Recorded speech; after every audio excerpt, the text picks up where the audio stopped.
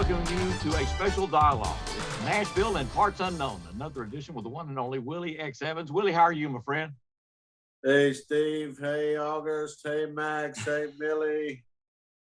You know, don't have any more grandkids. We don't have enough time. I don't take up the program. got a list to read here. Well, last time you were out by the lake, so where are you today? I'm in the kitchen. And all right, I don't know if I'd have told that, but it's good to see you.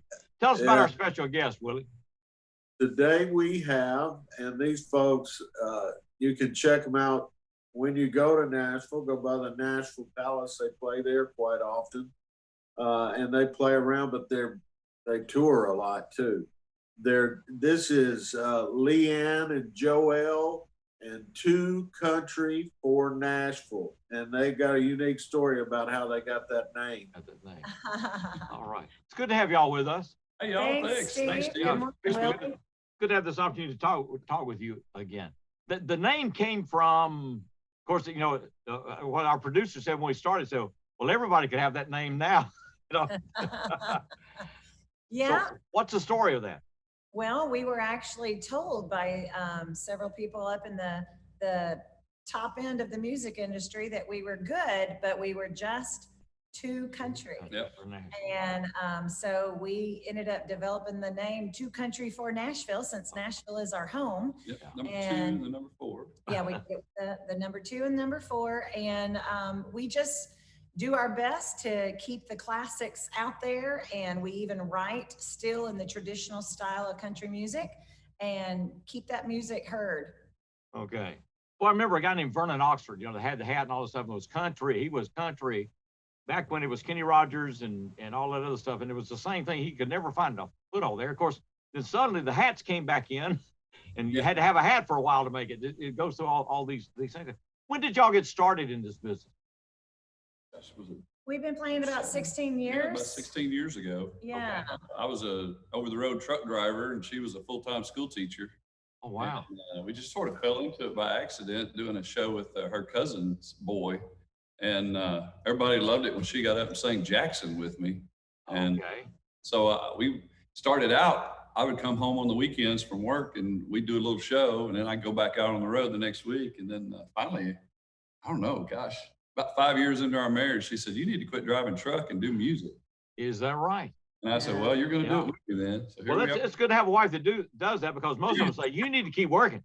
She's awesome. She's the support, boy. I tell you, she's. When you see the passion that Joel has for music, that's what he needs to be doing. So anyway, how did y'all get started in music? Did it happen at a young age for both of you, or?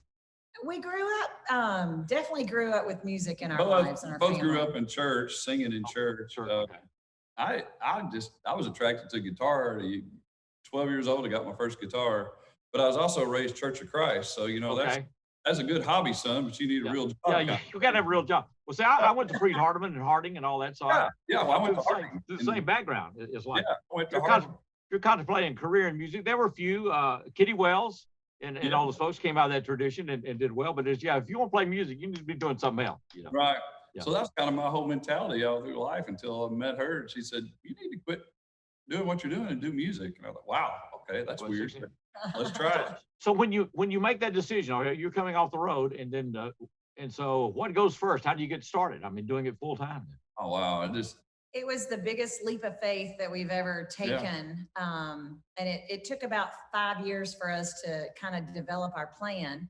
I decided once we started getting busy enough that we could actually see that we could make a living with music, then I made plans to retire from teaching, and I had about 4.5 years left before I could retire. So we made the plan. We sold our house. We sold our belongings.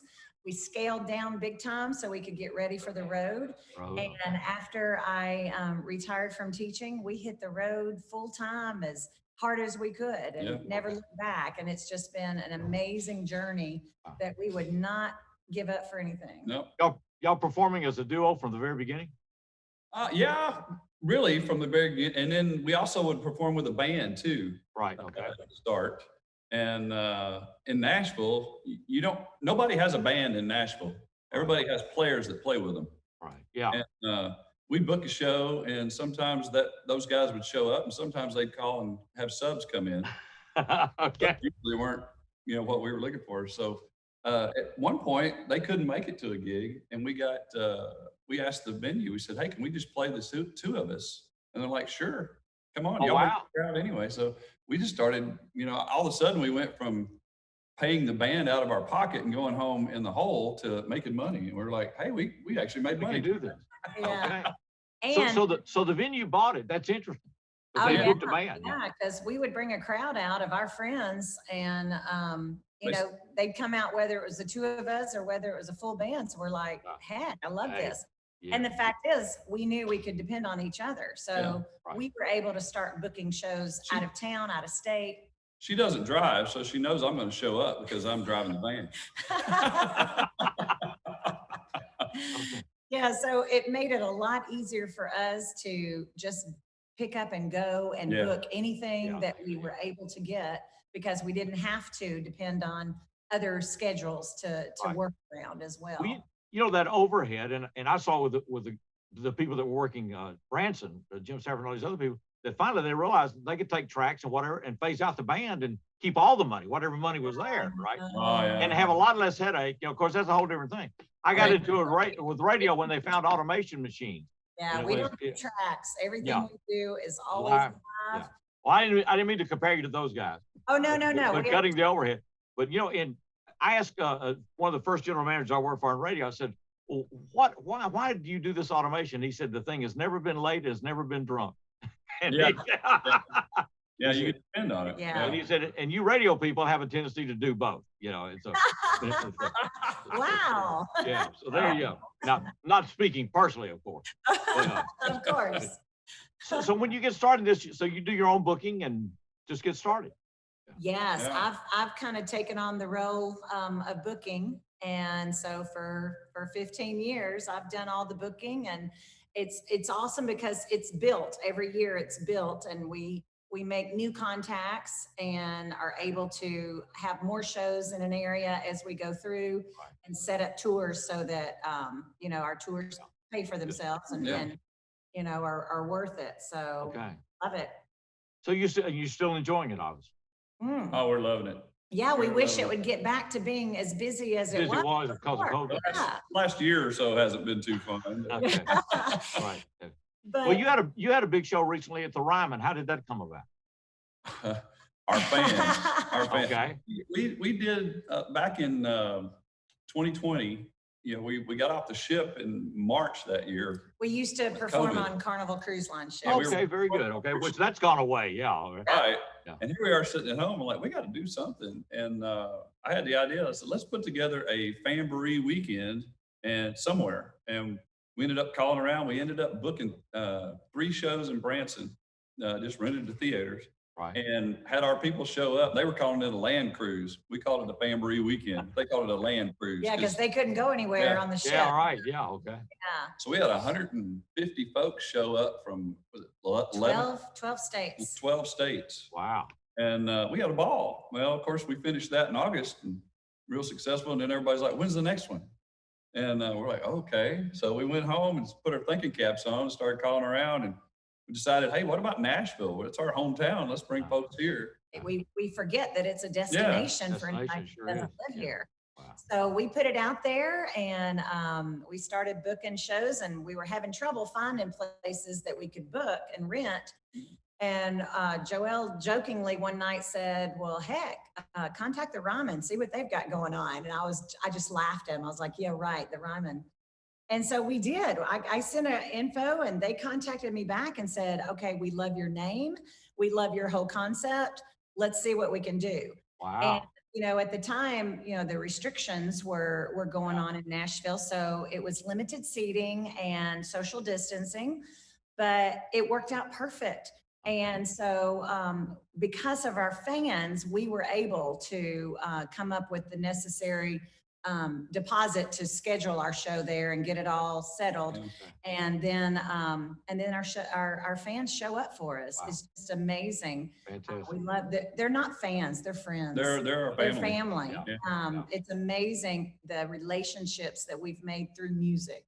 And that's why we love it so much, because we're in the people business. Yeah. We love music, and music is an avenue, but Okay. we're in the people We business. make friends for a living. Yeah. Joelle and LeAnne are with us. They are 2Country for Nashville, but they're perfect for us. We'll be right back and continue this dialogue at E+ TV.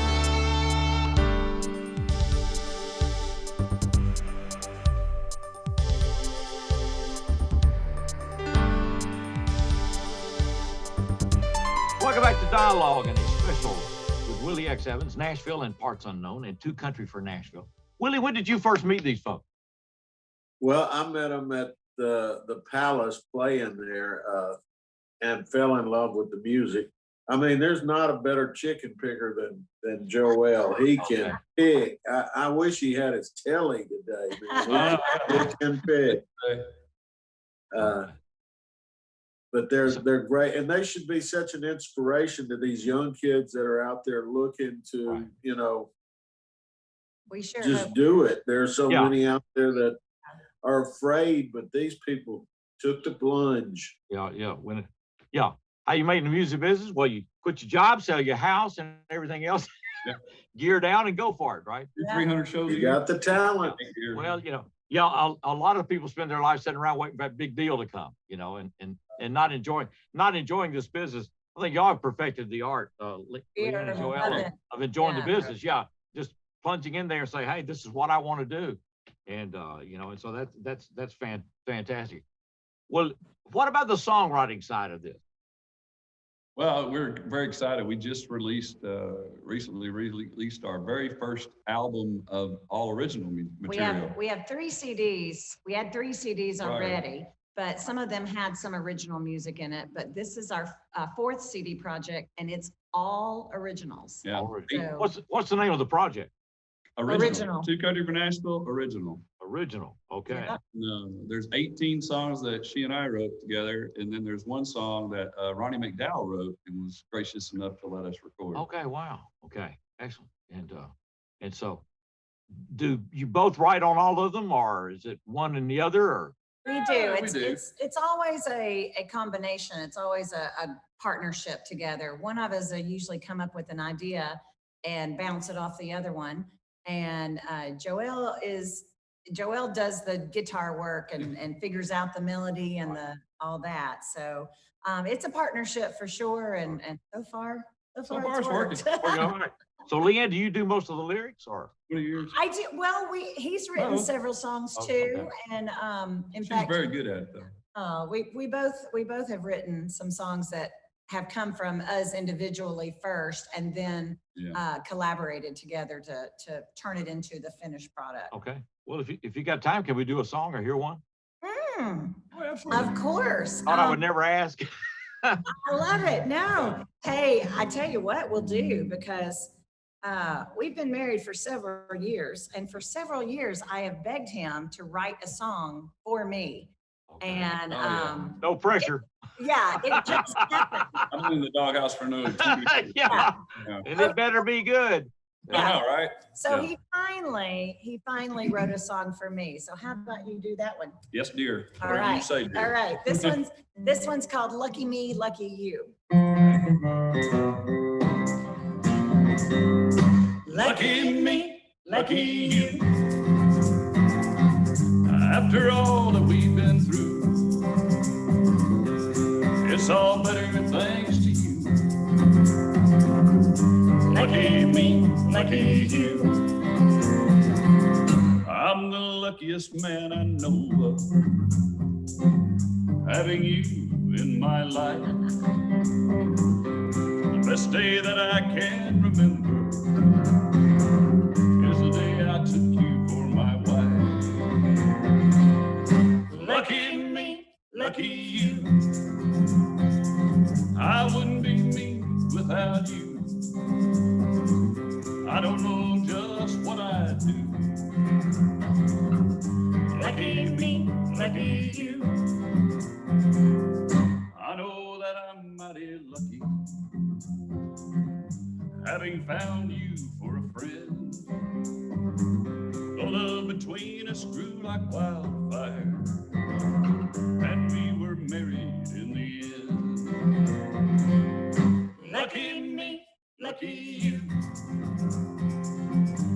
Life is better when it's two. Even better when it's you. Lucky me, lucky you.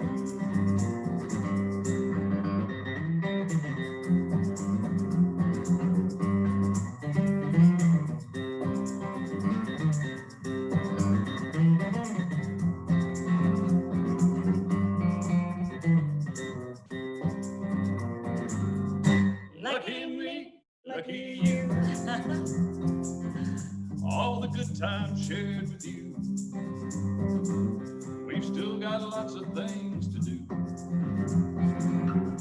Lucky me, lucky you. Not much left for me to say now. Life gets better every day now. I can't imagine a better love sent down from heaven up above. Lucky me, lucky you. After all that we've been through, till my last day I'll be true. Lucky me, lucky you. Lucky me, lucky you. Life is better when it's two. 1, 2. It's even better when it's you. Lucky me, lucky you. Oh, I'm so thankful that it's you. Lucky me, lucky you.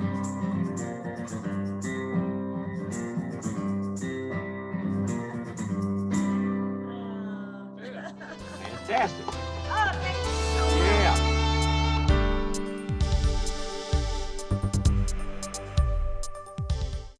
Another summer day has come and gone away from Paris or Rome, but I wanna go home.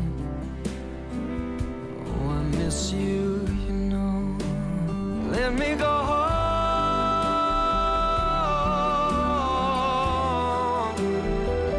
It'll all be alright. I'll be home tonight. I'm coming back home.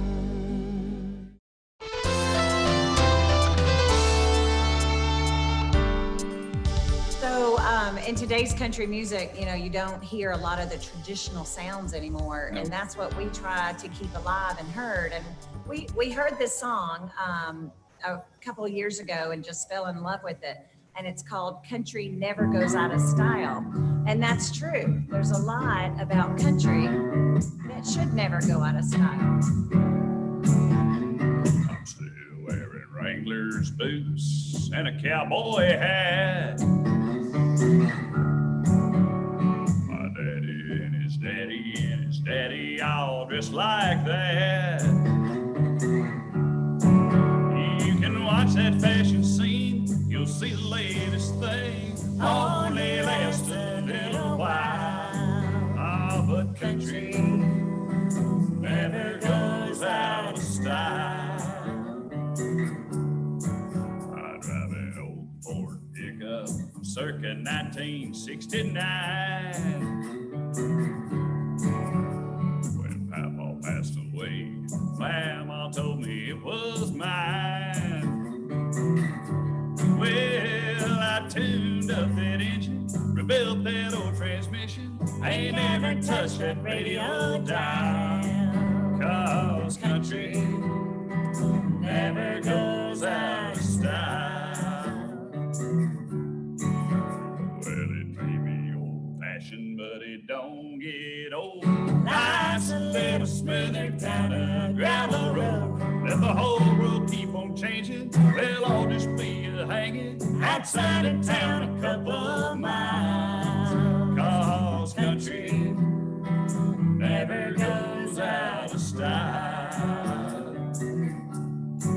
I got some blackberry wine, a blanket, and 2 cane poles. What you gonna do with that? I got a date with my darling down at my favorite fishing hole.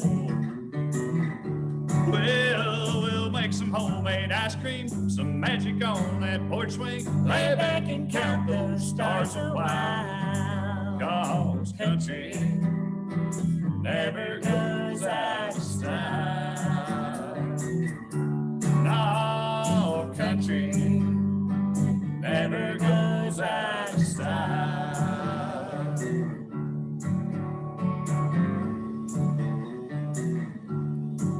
Well, I'm still wearing Wrangler's boots and a cowboy hat. 2Country4Nashville as we continue this dialogue special edition, Nashville and Parts Unknown with Willie X. Evans. And were you both from Middle Tennessee, or did y'all land in Nashville independently, or how did you arrive there? I actually grew. She is. You're from here. I'm from here, born and raised from right here, and he's from West. I actually West grew Tennessee. up. I actually grew up in South Haven, Mississippi, just right outside. Okay. Memphis. Yeah, okay. All Yeah. right. Did you ever work in Memphis at all, Joel? In No, I early was days? up there when I was just a kid. And, Okay. But I was there when Elvis died. I vividly remember that. Right, okay. Wow. Driving past Graceland all the time. Memphis is a cool town. Yeah, it just, you know, a whole different vibe and thing there. Though Memphis back in the 50s, you know, had with the Rhodes family and all that stuff, had a big country tradition. I guess just like Jefferson Street, Nashville was black. I mean, it just, you know, the music is not nearly as segregated as you would think. Oh, I know. Yeah. Yeah, yeah. Well, this is a real hook. You obviously enjoy still being on the road. Y'all just plan on doing this as long as you can. Hey, As long as we can. I told LeAnne, I said, I want to be like little Jimmy Dickens. I'll be 93 and still doing it. Yeah. Nothing better. How much when you've got a full year going, how much are you out on the road? Up until COVID, probably the last 5-6 years, we've only been home in Nashville like 70 to 80 days a year. Wow. We've been on the road the rest of the time. We've done, for the last 8 or 9 years, we've done about 300 shows a year. Wow. And we were working full-time jobs and playing 300 shows a year. Yeah, and then once I retired from school teaching, we were able to extend our tour Tour base, yeah. and go out of state. So yeah, we continued over 300 shows a year after that, and since I've been retired. For people maybe watching this that you know envision trying to break into this business, how do you connect with your fan base, and how have you built that fan base? Man, we stay in touch with them through social media on Facebook and everything. Yeah. But we started the cruise ships 5 years ago, and that really expanded our fan base hugely because we meet people from all over the world even. And when we were doing winters on the ship, and when we get off the ship, we'd book shows and go see them. You know, they drive out and see us. They sometimes drive hours to come see us. But we just keep in touch with them. And this COVID thing came along, and we started doing a thing called Home on the Road shows. We had just a very few shows left, but instead of canceling those, we go ahead and do those. And on the way to those shows, we stop by a friend's house and do a live stream show from their house. Okay, wow. We called it Home on the Road shows. And, innovation, I guess, is the key. Yeah. And we kept that up, and we thought maybe we were overdoing it a little bit, and we started getting notes from people, letters in the mail saying how much they mean to them. Please don't stop when you're going live again. We want to see you guys. Interesting stuff. And we just keep in touch with them through Facebook, basically doing live shows. Mainly through Facebook. We've been doing the Home on the Road shows every Wednesday now for quite a while. And we just go live from our 2Country4Nashville Facebook page. And people can tune in for free and song requests and interact with us. And it's just a lot of fun. Staying connected, which is all a part of this thing. Wow. Well, it's a real pleasure to have this opportunity to talk with you both. Thank you, Steve. Yeah. And to meet you. It's just we talked to Rayo before, and then I find, you know, Willie, we've been doing this and talking about doing it on TV. And I said, well, I don't really know how it would work. And Zooming has made it possible because everybody can be wherever they are. I know, that's pretty neat. Yes, and so it's going to expand what we do, and it's just a real pleasure. You have built this fan base and this connection by staying what you are. You know, is the industry just totally gone up there in the sense that what you do is always going to be kind of I'm gonna say it's kind of like Americana music. I mean, there have been things that have evolved out there where people saying, hey, there needs to be something real here, you know. Yeah. Instead of a song that rhymes every 3 words with the same stuff, you know, I don't know. Yeah, we keep hearing it's coming back around. It's coming back around. We hope so. We like to think we're doing some part to keep it alive until it does come back around. Country writers have always been very, very good at telling stories, and I think it's been the soul of the music. And not to tell you, we've got some guys here from Jackson, Jonathan Singleton and Jimmy Milton, guys that are doing very well writing. I don't want to take away from that. Like I said, I don't know when it got to be a staccato thing where every fourth word's got to rhyme. You know, it's a whole different. And then I think about LeAnne Williams or somebody. You know, You Take Me for Granted. And I think these are just magic songs that that can tell so much more. That there's much more to this music. Well, that's what I'm talking about. We're missing that substance that country music always had. Well, let's get out of here with 2Country for Nashville. You can find them 2Country, 2 and then the 4 Country on Facebook and 2Country4Nashville.com. And LeAnne and Joel, let's do this again. I'd love to. Thank you, Steve. Thank you for having us. We appreciate it. Really. Thanks, Steve. We appreciate it. Let's do 2Country for Nashville. All Stay with right. us here at E Plus TV 6 because this is where the dialogue continues. Yeah. Oh, man. Thank you so much. This is our theme song right here because we were told we were 2 Country for Nashville.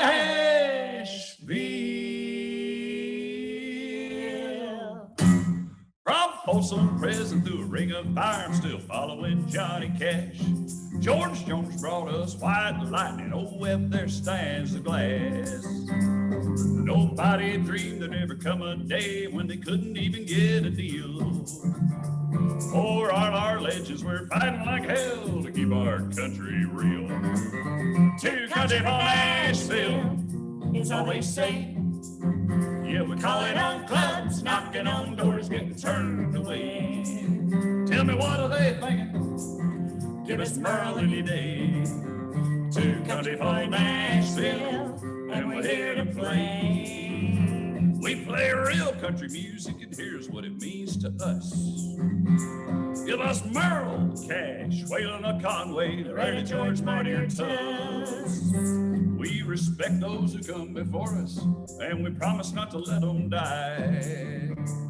But they're jumping over lots of hurdles, and here's the reason why. 2 Country for Nashville, it's what the labels say. Oh, Willie and Waylon, Johnny and June, well, they couldn't get a deal today. Now they say our roots, like the cowboy boots, are a page from yesterday. 2 Country for Nashville, and we're here to stay. We got nothing against that good old rock and roll, but the kind of country we play has got a lot of soul. We're talking George Jones and Patsy Cline. Let's not forget old Hank. They're saying nobody wants to hear them. Lordy, what would old Waylon say? 2 Country for Nashville, that's all they say. Yeah, we're calling on clubs, knocking on doors, getting turned away. Tell me, what are they thinking? Give us Buck any day. 2 Country for Nashville, and we're here to stay. Well, I grew up with that grand old Opry and that old Louisiana hayride. Back then was all about the stories and voices that brought those songs to life. Now old Hank strode down that lonesome highway, and Marty died singing the blues. We've lost the boys that made the noise on 16th Avenue. 2 Country for Nashville, it's what the labels say. Oh, George and Tammy, Loretta and Conway, well, they couldn't get a deal today. Now they say our roots, like my cowboy boots, are a page from yesterday. 2 Country for Nashville, and we're here to stay. 2 Country for Nashville, don't throw our legends away. Yeah. Thank y'all so much. Thank y'all. Thank y'all so much. What a fun segment here. Thank you, Thank you for doing this, giving us the time. We appreciate it. Oh, Thank y'all. absolutely.